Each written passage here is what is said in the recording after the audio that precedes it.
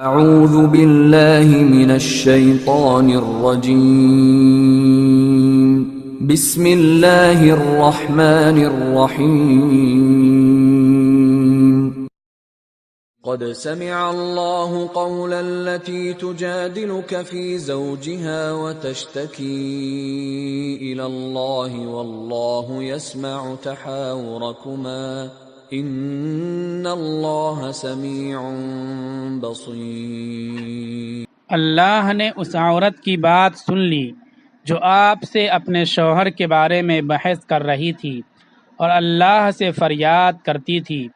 اللہ آپ دونوں کی گفتگو سن رہے تھے، یقیناً اللہ خوب سننے والے اور خوب دیکھنے والے ہیں۔ الذين يظاهرون منكم من نسائهم ما هن أمهاتهم إن أمهاتهم إلا اللائي ولدنهم وَإِنَّهُمْ لَيَقُولُونَ مُنكَرًا مِنَ الْقَوْلِ وَزُورًا وَإِنَّ اللَّهَ لَعَفُوٌّ غَفُورٌ۔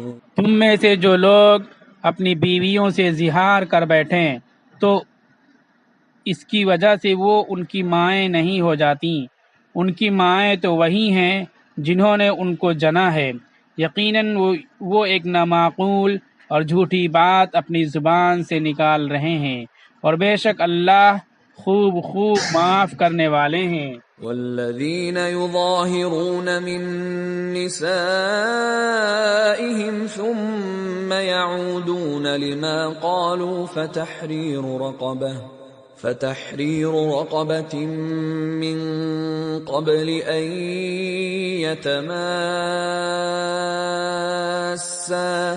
ذلكم توعظون به واللہ بما تعملون خبیر۔ اور جو لوگ اپنی بیوی سے زہار کر بیٹھیں پھر اپنی بات سے رجوع کر لیں تو ان کے ذمے ایک دوسرے سے ہم بستری کرنے سے پہلے ایک غلام کو آزاد کرنا ہے، تم کو اس کی ہدایت دی جاتی ہے اور اللہ تمہارے تمام کاموں سے باخبر ہیں۔ فمن لم يجد فصيام شهرين متتابعين من قبل أن يتماسا فمن لم يستطع فإطعام 60 مسكينا ذلك لتؤمنوا بالله ورسوله وتلك حدود الله وَلِلْكَافِرِينَ عَذَابٌ أَلِيمٌ۔ پھر جس کو غلام میسر نہ ہو اس کو ہم بستری سے پہلے مسلسل 2 مہینوں کے روزے رکھنے چاہیے، جو شخص یہ بھی نہ کر سکے تو اس کے ذمے 60 مسکینوں کو کھانا کھلانا ہے۔ یہ حکم اس لیے ہے کہ تم اللہ اور اس کے رسول پر ایمان لاؤ، اور یہ اللہ تعالیٰ کی مقرر کی ہوئی حدیں ہیں اور کافروں کے لیے دردناک عذاب ہے۔ ان الذين يحادون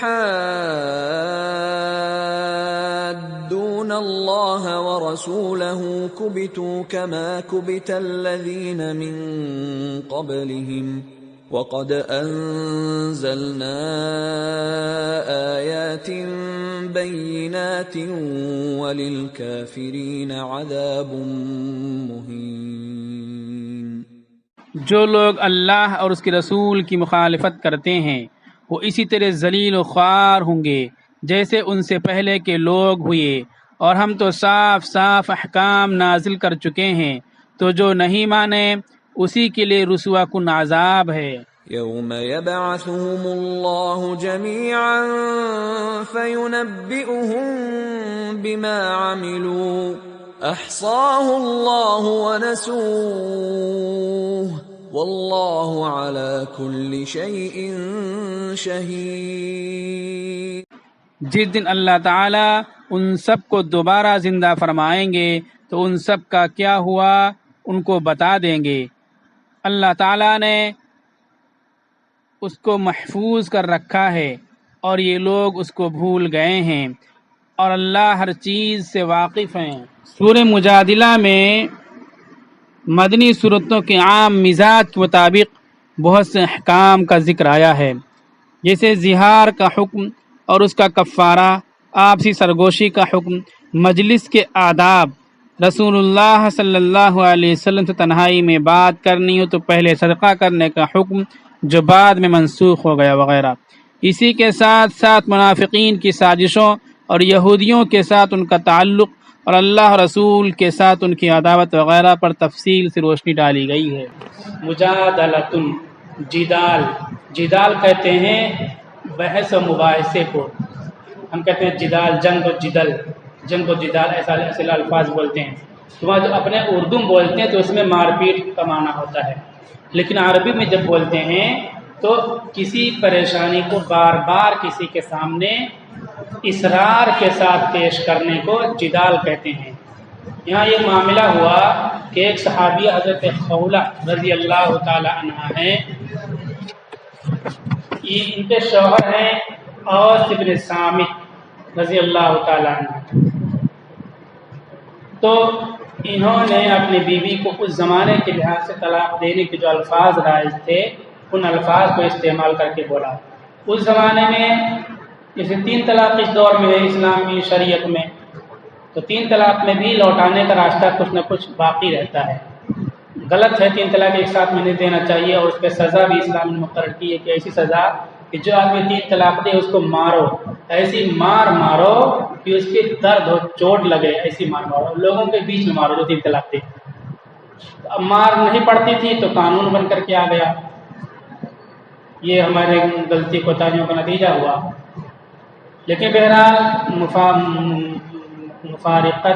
مقاربت کے راستے وہاں باقی تھے، مرافقت کے۔ جو زہار ہے طلاق بے طریقہ در جاہلیت میں رائج تھا، اس میں مرافقت کی کوئی صورت باقی نہیں رہتی تھی، بالکل ہمیشہ جس طرح ماں بیٹی حرام ہو جاتی ہیں اسی طرح عورتیں بیویاں حرام ہو جاتی تھیں۔ تو اس میں صورت یہ ہوتی تھی کہ یہ کہا جاتا تھا کہ تم میری ماں کی پیٹھ کی طرح ہو، یا میری ماں کی ران کی طرح ہو، یا میری بہن بیٹی کی طرح ہو، اس طرح سے تشبیہ دے دی تو اس کو زہار کہتے ہیں۔ اس سے طلاق ہو جاتی تھی اور بیوی نکاح سے خارج ہو جاتی تھی، کبھی بھی وہ دوبارہ بیوی نہیں بن سکتی تھی۔ تو حضرت خولہ رضی اللہ تعالیٰ عنہ کو ان کے شوہر حضرت اوس بن صامت رضی اللہ تعالیٰ عنہ نے ایسا کہہ دیا، انتی کظہر امی، تم میری ماں کی پیٹھ کی طرح سے ہو۔ تو بہت پریشان ہوئی کہ تو طلاق ہو گئی، ہم کو جدا کر دیا۔ تو فوراً وہ نادم ہوئی حضرت اوس رضی اللہ تعالیٰ عنہ کی، تو غلط جملہ کہہ دیا میں نے، اپنی نکاح سے نکل گئی ہمارے، تو رجوع کرنا چاہا۔ تو انہوں نے کہا نہیں، طلاق کے یہ الفاظ تم نے جدائی والے استعمال کیے تو ہم تمہارے زوجیت سے خارج ہو گئے، جب تک رسول اللہ صلی اللہ علیہ وسلم سے میں مسئلہ نہیں معلوم کر لوں گی تم ہمارے قریب نہیں آ سکتے، میں تمہارے قریب نہیں آ سکتی۔ یہ تھا، اس کو کہتے ہیں صحابیات اور صحابیہ اور صحابی۔ اب دین معلوم کریں گے، شریعت کیا کہتے ہیں، اپنے عقل اپنے دماغ سے نہیں سوچیں گے۔ اب وہ رسول اللہ صلی اللہ علیہ وسلم کی خدمت میں حاضر ہوئی تو آپ سے تذکرہ کیا کہ ہم کو اس طرح سے میرے شوہر نے کہا ہے، تو اب کیا حکم ہے؟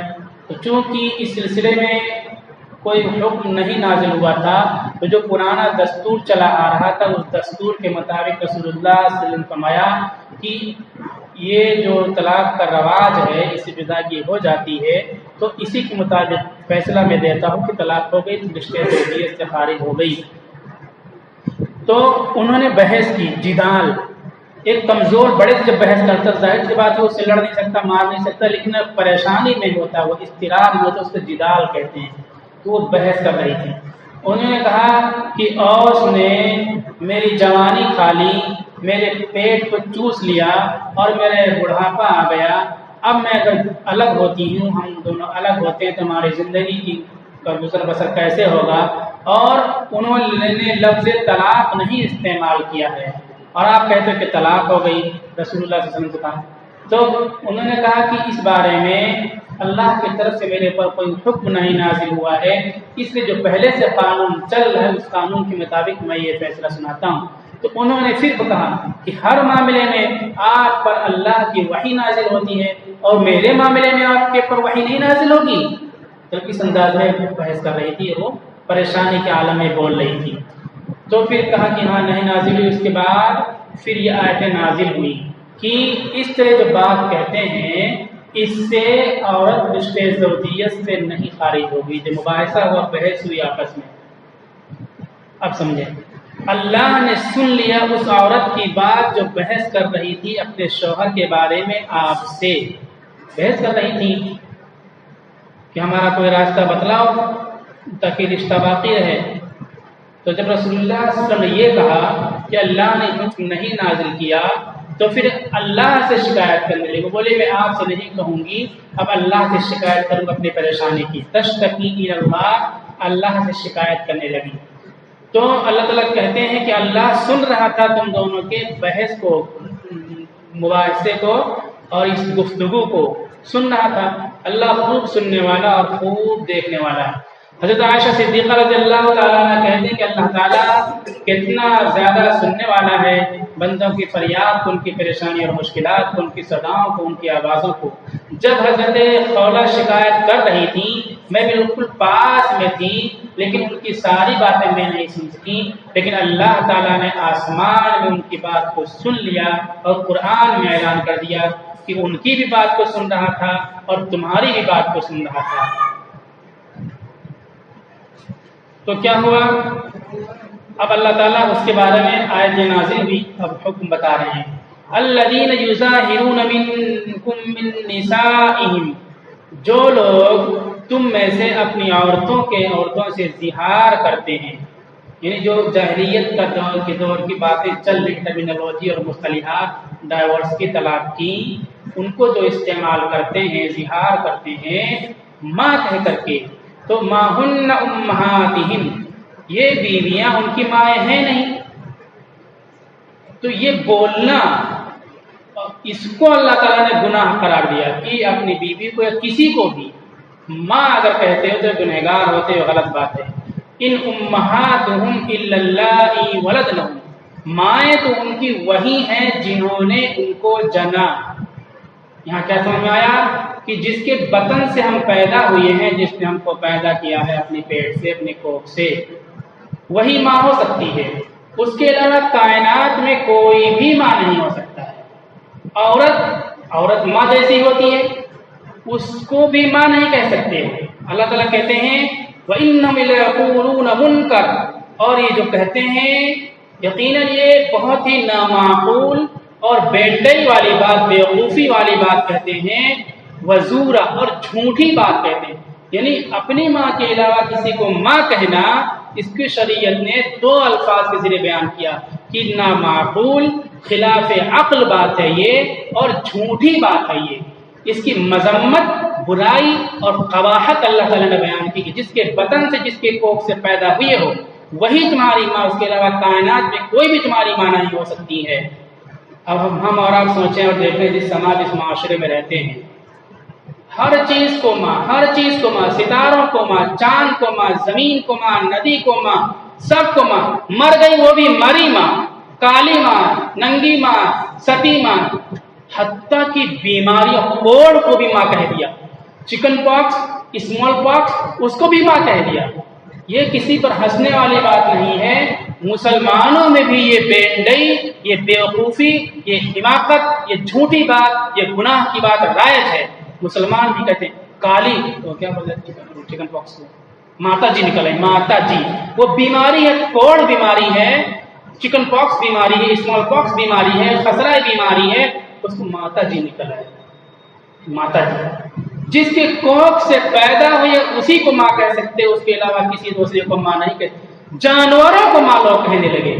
اپنی سگی ماں کی خدمت تو نہیں ہو پاتی ہے، اس کے ہاتھ پیر نہیں دبا سکتے ہیں.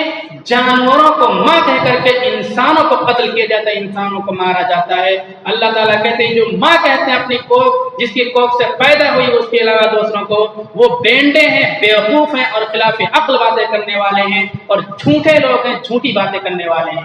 تو جھوٹوں کو ڈائگنوز کرنے کے لیے، جھوٹوں کو پہچاننے کے لیے ضابطہ اس میں مقرر ہو گیا کہ جو لوگ اپنی ماں کو چھوڑ کر کے دوسروں کو ماں کہتے ہیں وہ کائنات کے، وہ زمین کے جھوٹے لوگ ہوتے ہیں اور بینڈے لوگ ہوتے ہیں.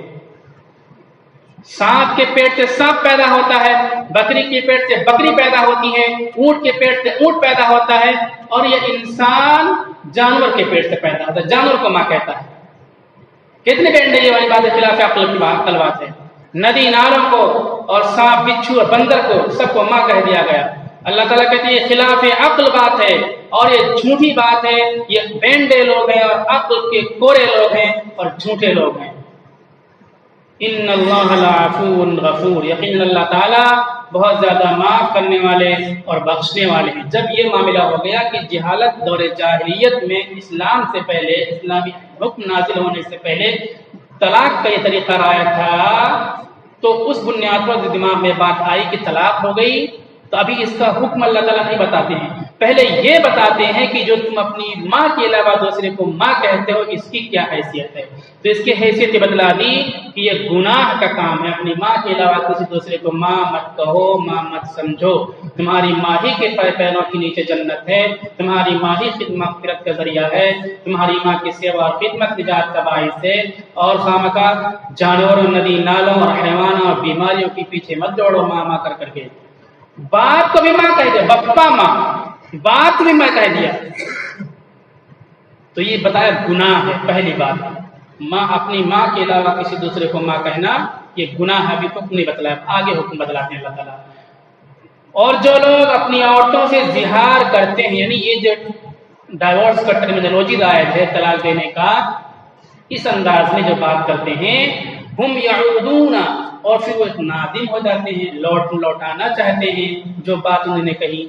तो चूंकि एक झूठी बात कही इन्होंने और एक खिलाफ अक्ल बात कही और एक जाहिलाना जुमले को इन्होंने इस्तेमाल किया, जाहिला तहजीब को अख्तियार किया, तो उससे तलाक तो नहीं पड़ेगी, लेकिन इस गलत जुमले को इस्तेमाल करने पर इसको सजा मिलेगी। इसके ऊपर एक बोझ शरीयत की तरफ से डाली जाएगी।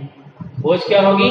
फतहरीरु रक़बा मिन क़ब्ल अन यतमास्सा, हम बिस्तरी और सोहबत से पहले, छूने से पहले एक गुलाम को आज़ाद करना होगा। और अगर गुलाम नहीं मिलता है, अल्लाह ताला कहते हैं हमने ये कहा कि गुलाम आज़ाद करना पड़ेगा। क्यों? ज़ालिका युअज़ूना बिह, अल्लाह ताला इस तरह से तुम्हें समझाते हैं कि तुमने गलती क्यों की। अपने माँ की जो खिदमत नहीं कर पाते, माँ को भूल के दूसरे को माँ कहने लगे जाकर, क्यों गलती की? इस गलती की तुमको सजा दी जा रही है, अल्लाह समझा है, फिर तुम नहीं गलती करोगे। जब पैसा तुम्हारे सर पे आएगा, तुम्हारे जेब पे जब बोझ पड़ेगा, तो अकल ठिकाने आ जाएगी और दोबारा गलती नहीं करोगे। वल्लाहु बिमा तअमलून खबीर, जो कुछ तुम करते हो अल्लाह ताला इसको खूब जानता है। ये हो गया पहली सजा। अब इस सजा को हम नहीं बर्दाश्त कर सकते, हमारे पास इंतजाम नहीं है या दस्तयाब नहीं है, तो दूसरी सजा अल्लाह ताला तर्जीह फरमाते हैं कि फमन लम यजिद फसियाम शहरैन मुतताबिऐन, तो तुम में जब कोई इसको ना पाए गुलाम को आज़ाद कराने के लिए, तो लगातार 2 महीने रोज़ा रखे, मिन क़ब्ल अन यतमास्सा, सुहबत से पहले, छूने से पहले 2 महीना लगातार रोज़ा रखे, कंटिन्यू रोज़ा रखेगा। बीच में 10 दिन रोज़ा रखा और पोया पकौड़ी बन गई अच्छी और बातचीत करने लगे तो फिर टूट जाएगा, फिर नए से रखना पड़ेगा। सजा दी जा रही है। ये जुमला क्यों इस्तेमाल किया तुमने मेरी माँ के अलावा दूसरे को माँ क्यों कहा? इस्लाम कितनी क़ुव्वत किस मना करता है, और तो मुसलमानों को रुकना चाहिए।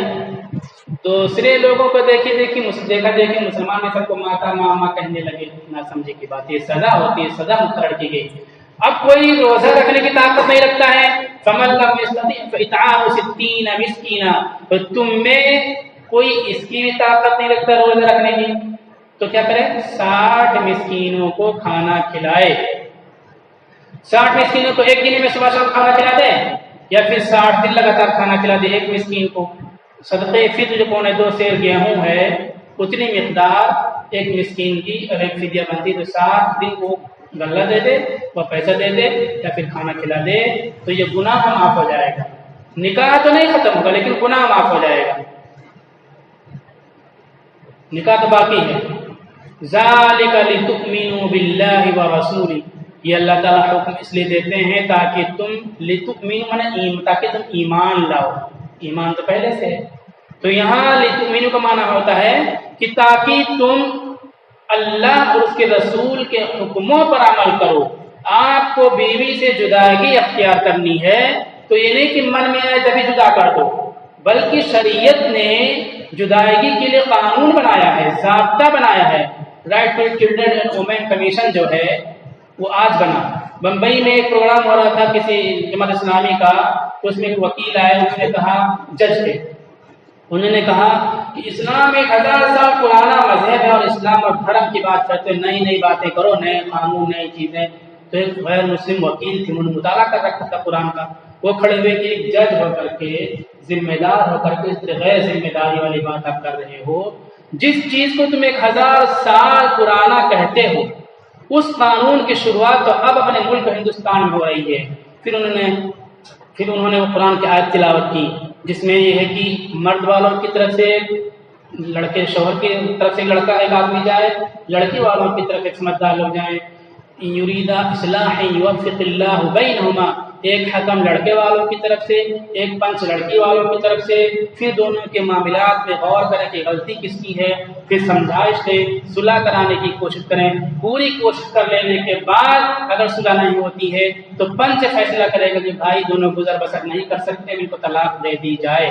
تو جب اختلاف ہو گیا اور طلاق دینا چاہتے تو من میں آیا طلاق دے دیا تھے، کوئی جانور ہے عورت کی جب من میں آیا طلاق دے دو، پنچ بیٹھا ہو، پنچایت بیٹھا ہو، کمیٹی بیٹھا ہو، مشورہ کرو، اس میں اپنی بات رکھو، لڑکی اپنی بات رکھتی ہے کسی غلطی ہے کیا معاملہ ہے، پھر صلح کا راستہ تلاش کرو۔ اگر صلح کا راستہ نہیں نکلتا ہے تو پنچ فیصلہ سنائے کہ طلاق دے سکتے ہو، بھائی جدائی کر دو، دونوں اپنے اپنی شادی کر لیں، ہنسی خوشی سے رہیں۔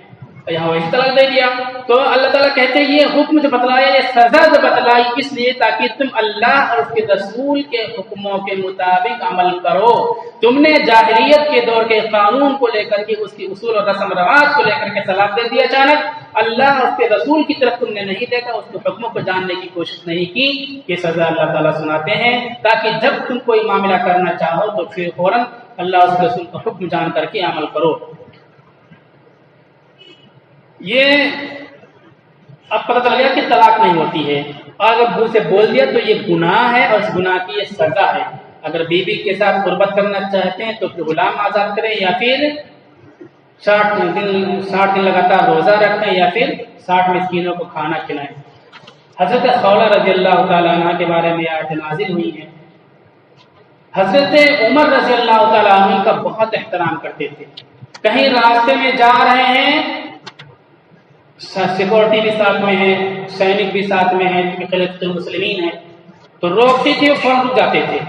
ایک مرتبہ روک لے، راستے میں رک گئے، لمبی چوڑی بات انہوں نے خولہ نے کی کہ عمر تو پہلے عمیر تجھے کہا جاتا تھا۔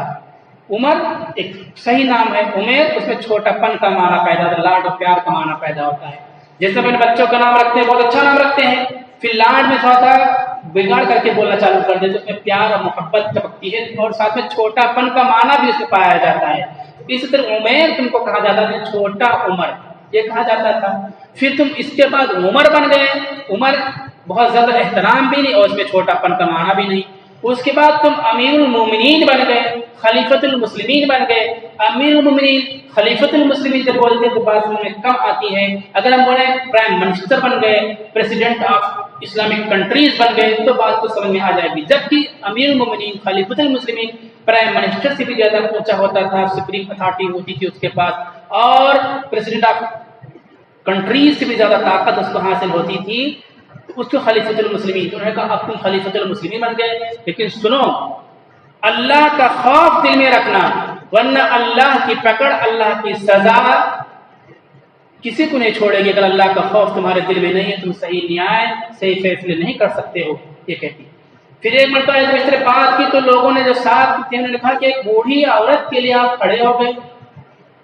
حضرت عمر نے کہا کہ اگر یہ صبح سے شام تک مجھے روکے رہتی، یہ بوڑھی عورت، تو میں صبح سے شام تک اس کے پاس سے نہ ہٹتا، اس کی بات شام تک میں سنتا رہتا، صرف فرض نماز پڑھنے کے لیے ہٹتا، پھر آ کے بات سننا چالو کر دیتا، کیونکہ یہ عورت ایسی ہے کہ اس کی بات عمر کیا 7 آسمان کے اوپر اللہ نے سنی ہے۔ یہاں رک کر کے ایک دوسری بات معلوم ہوتی ہے، لوگ کہتے ہیں کہ اسلام یا مسلمان عورتوں کو بہت دبائے ہوئے ہیں، کیا یہاں نظام مل رہا ہے، کیا سسٹم، کیا چیز دکھائی پڑ رہا ہے۔ اللہ کے نبی سے خاتون بحث کر رہی ہے، مباحثہ کر رہی ہے، قانون کے بارے میں بحث کر رہی ہے، سماج کے بارے میں بحث کر رہی ہے، اور پھر اللہ تعالیٰ حکم نازل کرتے ہیں، قانون نازل کرتے ہیں۔ اور خلیفۃ المسلمین ہم نے بتایا کہ کتنا پاورفل ہستی ہوتی ہے، پرسن ہوتا ہے یہ خلیفۃ المسلمین۔ ان کے نام سے فارس اور ایران کے سلاطین کانپتے تھے، بڑے بڑے شجاع اور جنرل کانپتے تھے۔ ایسے شجاع، ایسے بہادر، ایسے نامور، ایسے پرہیبت انسان اور حاکم کے سامنے اسلام میں کہتا ہے کہ بوڑھی عورت کھڑی ہو کر کے بحث کر سکتی ہے، ان کو تاکید کر سکتی ہے، ان کو بتا سکتی ہے کہ اللہ کا خوف کرو، اور کوئی بھی معاملات میں دیکھو تو اللہ کے خوف کے مطابق فیصلہ کیا کرو۔ تو یہ اسلام نے عورتوں کو آزادی دی اور اتھارٹی دی ہے ان کو۔ تو یہ بات ہو گئی۔ اپنی بیویوں کو ماں، بہن، بیٹی نہیں کہنا چاہیے۔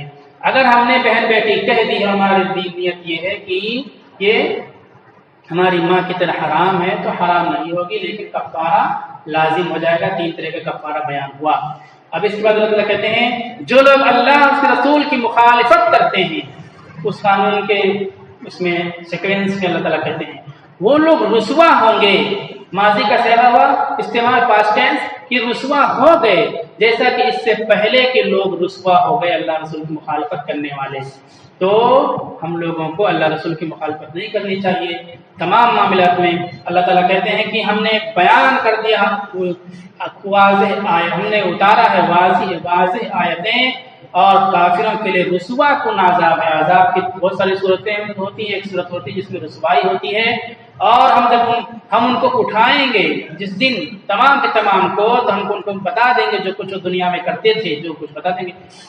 احصاہ اللہ نے ان کی ایک ایک حرکت کو، ایک ایک ان کے عمل کو گن رکھا ہے۔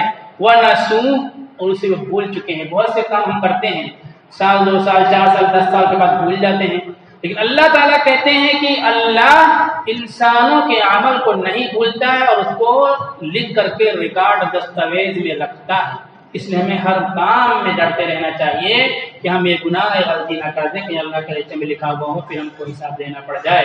واللہ علی کل شیء شہید، اور اللہ تعالیٰ ہر چیز کو خوب اچھی طرح دیکھنے والا ہے۔ اللہ تعالیٰ دیکھ رہا ہے۔ ہمیں کو پتہ چل جائے کہ کیمرہ لگا ہوا ہے یہاں، تو سمجھے ہم لوگ بچے ہیں تو جلیبی نہیں چوری کریں گے، کیوں؟ کیمرے میں نظر آئے گا جلیبی چوری کر رہے ہیں، مٹھائی چوری کر رہے ہیں۔ تو اسی طرح سے کیمرے سے بھی زیادہ، کیمرہ کبھی فیل ہو سکتا ہے، کیمرہ فرضی ہو سکتا ہے، اور کبھی اس کا ڈیلیٹ ہو سکتا ہے پروگرام۔ اللہ تعالیٰ جو چیز دیکھ رہا ہے، ہم لوگوں کو دیکھ رہا ہے، ہمارے اعمال کو دیکھ رہا ہے، ہم سب کو رات دن کو دیکھ رہا ہے، وہ چیز ڈیلیٹ نہیں ہو سکتی ہے، لیکن حساب دینا ہوگا اور جواب دینا ہوگا۔ اس لیے ہر جگہ اللہ کو حاضر ناظر جان کر کے زندگی گزاریں گے تو ہماری زندگی پاکیزہ ہو جائے گی۔ اللہ تعالیٰ